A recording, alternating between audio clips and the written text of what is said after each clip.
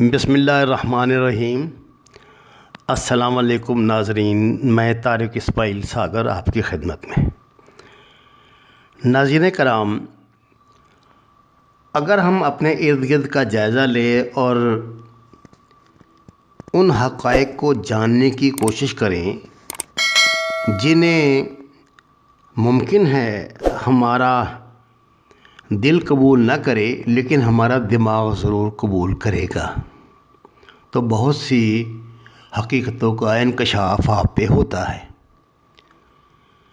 زیادہ دن کی بات نہیں، ہم سعودی عرب، UAE یعنی عرب امارات کے حوالے سے کسی بھی طرح کا دعویٰ کر سکتے تھے کہ ان ممالک کے ساتھ ہماری تعلقات کتنے برادرانہ ہیں، پاکستان کی اکانومی کتنی ان پہ ڈپینڈنٹ تھی اور کن کن برے وقتوں میں انہوں نے ہمارا ساتھ دیا۔ پاکستان پہ جب بھی ماضی میں کرائسس آیا، سعودی عرب کی طرف سے تیل کی امداد ہمیں بہرحال مل جاتی تھی کہ ہماری گاڑی کا پہیہ چلتا رہتا تھا۔ اگر آپ تھوڑا اور پیچھے جائیں، پاکستان جب ایٹم بم کی تیاری کر رہا تھا، ایٹمی قوت حاصل کرنے کی، تو کون سی شخصیات تھیں؟ شاہ فیصل، شاہ خالد، معمر قذافی لیبیا کے، یہ تھے جنہوں نے پاکستان کو بلینک چیک دیے تھے کہ آپ ایک دفعہ اگر نیوکلیر پاور بنیں گے تو وہ اسلام کی طاقت ہوتی ہے۔ وہ یہ سمجھتے تھے کہ پاکستان کی جو فوج ہے، پاکستان کی جو طاقت ہے، وہ اصل میں اسلام کی طاقت ہے، اسلامی بلاک تھا۔ کیونکہ ابھی جو 1972 میں ذوالفقار علی بھٹو نے پہلی اسلامی سربراہی کانفرنس پاکستان میں لاہور میں بلائی تھی، اس کے اثرات باقی تھے۔ یہ اثرات 70s 80s بلکہ میں کہتا ہوں 90s تک مسلم ممالک پہ طاری رہے، اور میرا خیال ہے کہ اب قیامت تک کبھی بھی ہم اس طرح کی سربراہی کانفرنس نہیں بلا سکتے، کیونکہ ہمارے درمیان بدقسمتی سے اتنے اختلافات پیدا ہو چکے ہیں۔ آج صورتحال کیا ہے؟ اس وقت سعودی عرب اور امارات، یہ دونوں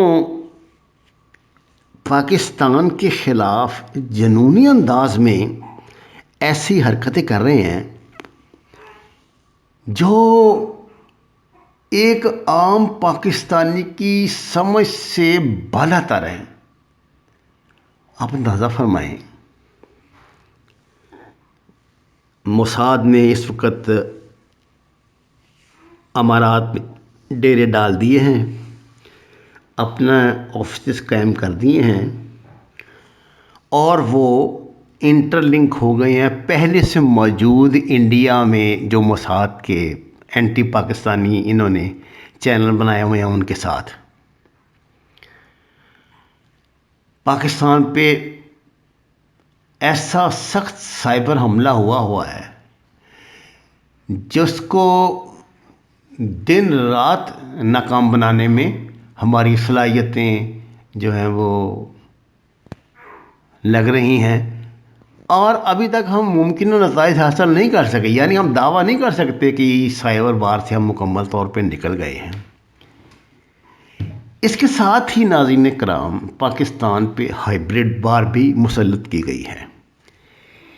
اس ہائیبریڈ وار میں دشمن کو ہم پر ایک ایج بدقسمتی سے مل چکا ہے، وہ ہے میڈیا کا۔ پاکستانی میڈیا کو ایک سازش کے تحت استعمال کیا گیا، اپنوں نے بھی استعمال کیا، غیروں نے بھی، اور گزشتہ 15-20 سال میں خصوصاً جو حکومتیں آئیں انہوں نے تو صحافیوں کو ایسا چسکا لگا دیا کہ اب ان کے لیے وطن ملک ریاست نظریہ ان باتوں کی کوئی اہمیت نہیں رہے گی۔ ان کے لیے اہمیت دو باتوں کی ہے۔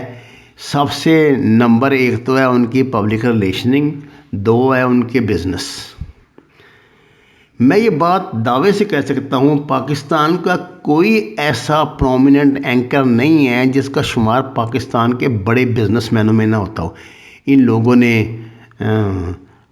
بزنس بھی وہ کیے ہیں جو باہر کامیاب ہونے تھے۔ مثلاً فارورڈنگ ایجنسیوں میں انویسٹمنٹ کرتے ہیں، ریئل اسٹیٹ میں کرتے ہیں، اور انہوں نے اپنے ویزا آفسز کھولے ہوئے ہیں۔ یعنی یہ جب ہمارے سعودی عرب کے ساتھ، اب تو مجھے نہیں پتہ آج کل کیا صورت حال ہے، ویسے تو ویسے ہی ویزا وہ بند ہیں، لیکن یہ آپ کو پتہ ہے حج کے عمرے کے ویزے جو ہیں وہ یہ لے لیتے تھے، اور انہوں نے اپنے باقاعدہ یہ والے آفس کھولے ہوئے ہیں۔ اسی طرح جو ہماری ملک کی دو بڑی جماعتیں تھیں، مسلم لیگ نون اور پیپلز پارٹی، اور اس سے پہلے کاف لیگ بھی، ان تینوں نے ان کو ایسی چاٹ لگا دی ہے، ان کو ایسا، یعنی یہ سمجھیے کہ صحافتی کرپشن کا نشہ لگا دیا ہے۔ ان کے نزدیک یا تو کیونکہ ایوریج انٹیلیجنس کے لوگ ہیں، ان کو باتوں کی سمجھ آتی نہیں، ان کو اس بات کا پتہ ہی نہیں ہے کہ جو ہم ایک بات کرتے ہیں اس میں صحافتی جو ان کا پہلو ہے وہ کیا ہے، اور اس کا ملک کی سالمیت پر کیا اثر پڑتا ہے۔ جب یہ طلعت حسین، یہ جتنے خونی لبرل ہیں، یہ حامد میر ہے، وہ دو چار وہ جو لڑکی ہیں، یہ جب ادھر ادھر سے دائیں بائیں سے نیچے اوپر سے کسی نہ کسی طرح پاکستان آرمی کو ٹارگیٹ کرتی ہیں اور بہانہ بناتے ہیں، یہ عمران خان کو انہوں نے آگے اپنی شیلڈ بنایا ہوا ہے، اس کے پیچھے بیٹھ کے یہ گولہ باری کر رہے ہیں اصل پاکستان آرمی پہ۔ یہ بات سمجھ سے بالاتر ہے کہ ان کو جب اس بات کا علم نہیں کہ آرمی کی آرگنائزیشن کیا ہے، دیکھیے نا، یا تو عسکری علوم پہ کوئی دسترس ہو ہی نہیں ہے تب تو یہ اس پہ بات کریں، ان کی کارکردگی کیا ہے، دنیا اس وقت کس جنگ کا سامنا کر رہی ہے، اس جنگ میں ہم کہاں پہ کھڑے ہیں، یہ کوئی باتیں ان کی سمجھ سے بالاتر ہیں۔